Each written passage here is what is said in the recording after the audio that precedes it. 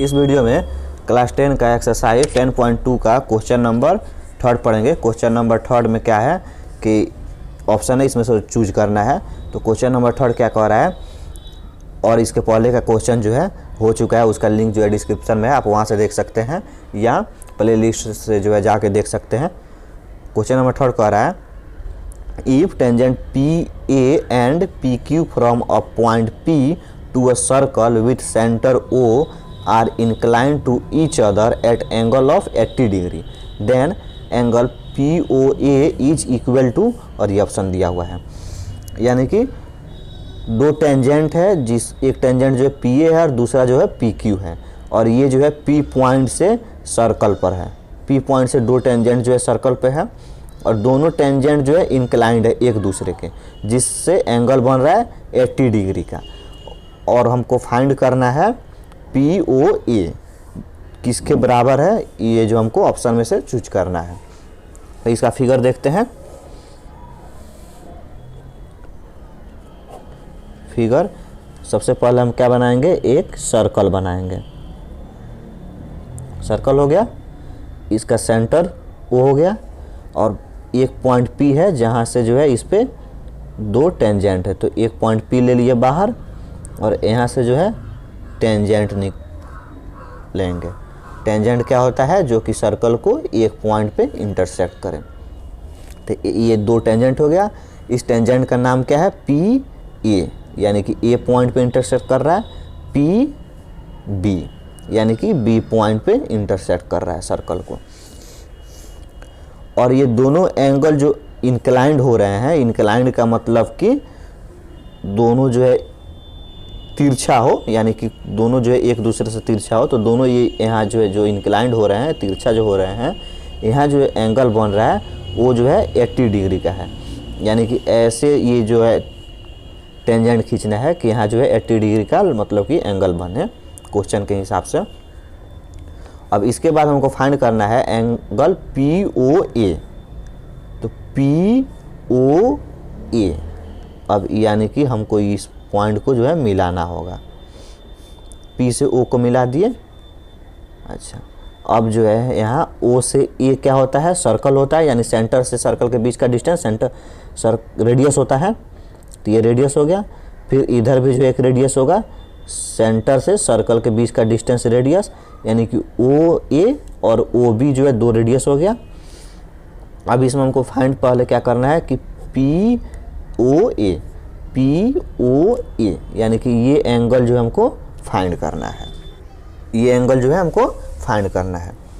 तो अब इसके लिए क्या करेंगे हम कि इसमें देखते हैं कि ओ ए जो है रेडियस है और पी ए जो है टेंजेंट है। तो सर्कल में रेडियस और टेंजेंट में रिलेशन क्या होता है कि रेडियस जो होता है टेंजेंट पे परपेंडिकुलर होता है, यानी कि यहाँ जो है 90 डिग्री का एंगल बन रहा है।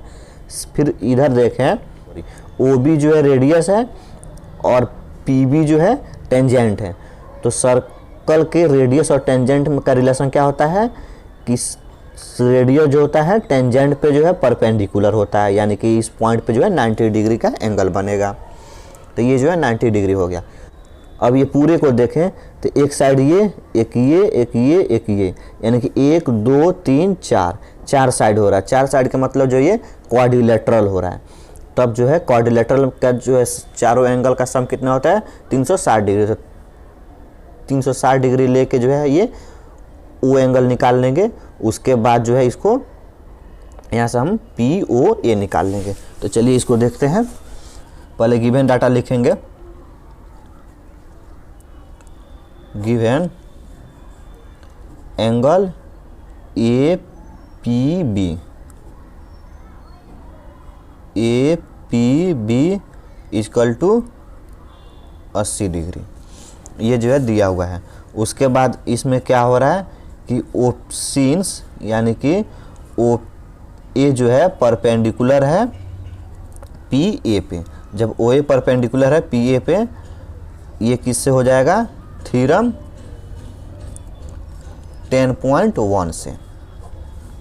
तो थ्योरम 10.1 क्या कह रहा है कि ओ ए परपेंडिकुलर है पी ए पे, तो देयरफॉर ओ ए पी यानी कि ए पॉइंट पे जो एंगल होगा 90 डिग्री हो जाएगा, 90 डिग्री हो गया।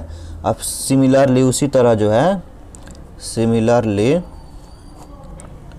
ये ओ पी जो है ओ बी जो है परपेंडिकुलर है पी बी पे, ये भी जो है किससे हो जाएगा, थ्योरम 10.1 से। अब इसके बाद क्या फिर हो रहा है कि therefore O B P, angle O B P पे जो है 90 डिग्री का एंगल बन रहा है, और एक एंगल जो है ये दिया हुआ है। अब चारों का सम कितना हो जाएगा, चारों एंगल का सम 360 डिग्री। तो हम यहाँ लिख देंगे कि sum of all 4 angles of quadrilateral कितना होता है, 360 डिग्री। अब जो है चारों का जो है सम करेंगे यानी कि जोड़ेंगे, तब एक जो है कितना है, angle A P B plus angle O A P plus angle O B P plus एक एंगल जो है A O B, angle A O B equal to जो है 360 डिग्री। अब ये चारों एंगल का सम जो है 360 डिग्री हो गया। अब सभी के जो है एंगल का वैल्यू लिखना होगा। तो ये एंगल जो है 80 डिग्री है, ये एंगल जो है थीरम से 90 डिग्री आया हुआ है, ये भी जो है 90 डिग्री आया हुआ है, ये हमको जो है अभी निकालना है, बराबर होगा 360 डिग्री के।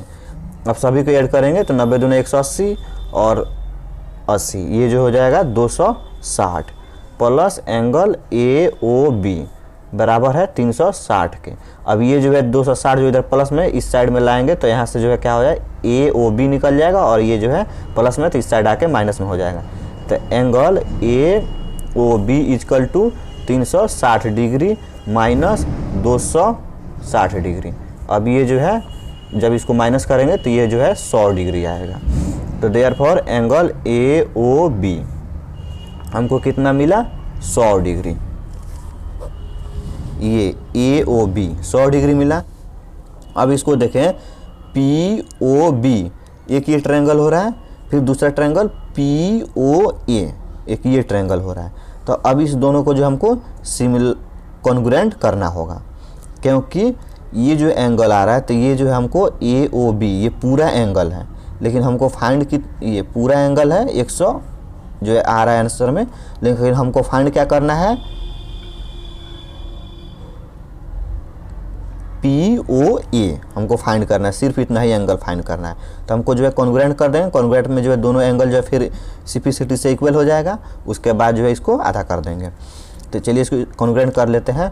तो अब इसमें हम देखेंगे now in triangle P B O and triangle P A O में, अब इसमें हम देखें तो ओ पी जो है, ये ओ पी जो है दोनों में है, यानी कि O P equal to O P है,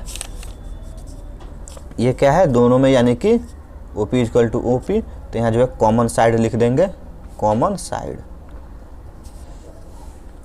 फिर उसके बाद ओ बी जो है ओ ए के बराबर है, क्योंकि दोनों जो है रेडियस है, तो ओ बी जो है इक्वल है ओ ए के। तो ये जो है रेडियाई ऑफ सेम सर्किल हो जाएगा, रेडियाई ऑफ सेम सर्कल।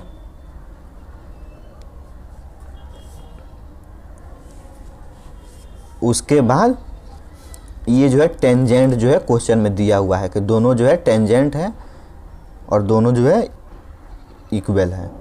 तो ये जो है हम यहाँ से टेंजेंट ले रहे हैं, यानी कि P A equal to P B, इधर लिख देंगे टेंजेंट, दोनों टेंजेंट जो होता है इक्वल होता है। ये जो दो टेंजेंट है, दोनों टेंजेंट जो है सर्कल के दोनों टेंजेंट जो होते हैं इक्वल होते हैं। तो अब यहाँ से हमको क्या मिला, साइड है, ये भी साइड है, ये भी साइड है, यानी कि S S A.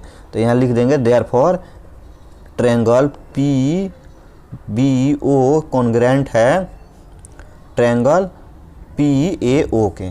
S S S similarity से, एस एस सिमिलरिटी से कॉन्ग्रेंट हो गया। अच्छा, एक और सिमिलरिटी से कॉन्ग्रेंट कर सकते हैं, ये दोनों साइड हो गया। अब इसके बाद जो एंगल 90 डिग्री दोनों में है, तब दोनों 90 डिग्री है, तो इस टेंजेंट नहीं दिखा के यहाँ 90 डिग्री दिखा देंगे तो RHS से जो है कॉन्ग्रेंट हो जाएगा। अब चलिए कोई बात नहीं, कोई एक जो है SS या RHS कोई भी जो है आप यूज कर सकते हैं। तो ये SS से हो गया। अब इसके बाद हमको क्या करेंगे, अब जब दोनों ट्रायंगल जो है कॉन्ग्रेंट हो गया तो इसे कॉरस्पॉन्डिंग साइड और कॉरस्पॉन्डिंग एंगल जो है इक्वल होते हैं। तो अब यहाँ से इक्वल हो जाएगा, तो देयरफॉर एंगल POB इक्वल हो जाएगा POA,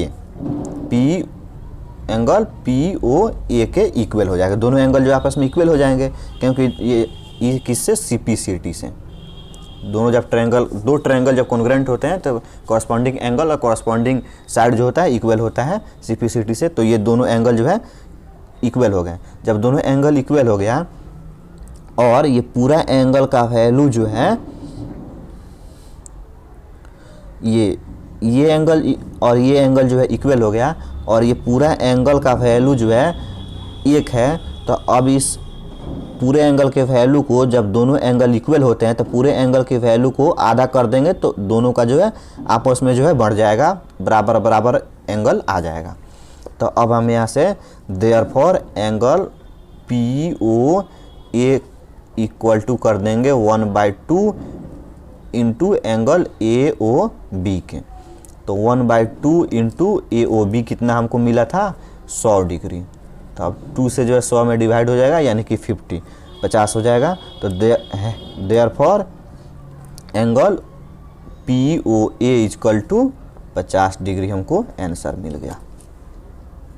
यही जो हमको फाइंड करना था, यानी कि 50 डिग्री, यानी कि ए आंसर होगा इसका। अगर क्वेश्चन में कोई डाउट है तो कमेंट करके बताएं और चैनल को सब्सक्राइब कर दें ताकि अगले क्वेश्चन का नोटिफिकेशन आपको मिलते रहे। धन्यवाद।